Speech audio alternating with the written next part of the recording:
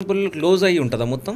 అమ్మవారి టెంపుల్ అంతా క్లోజ్ అయి ఉంటుంది. కానీ ఈ మేళ ప్రపంచంలో ఏ గుడి బంద్ ఉంటే కూడా జనాలు రారు, కానీ ఇక్కడ గుడి బంద్ ఉంటే మేళ జరుగుతుంది.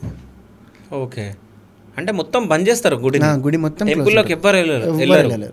ఎవరు వెళ్ళినా టెంపుల్ చుట్టూ తిరిగి వెళ్ళడమే.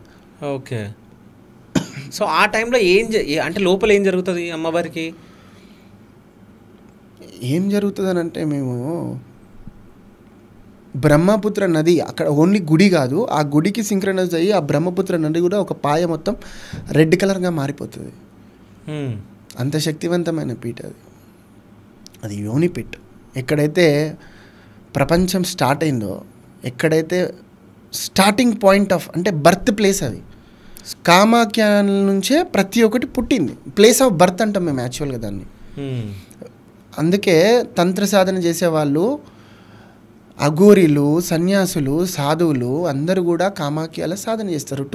It's a rehabilitant centre. Kamakhya అనేది రిహాబిటెంట్ సెంటర్. అయితే మీరు ఇప్పుడు మాట్లాడడం జరిగింది, అంటే ఆ కామాఖ్య టెంపుల్లోనే వీళ్ళందరూ అఘోరీలు కానీ స్వామిలు కానీ వీళ్ళందరూ అక్కడ తాంత్రికులు, మాంత్రికులు వీళ్ళందరూ అక్కడ దీక్ష చేస్తారు అనుకుంటా, సాధన చేస్తారు కదా అక్కడ.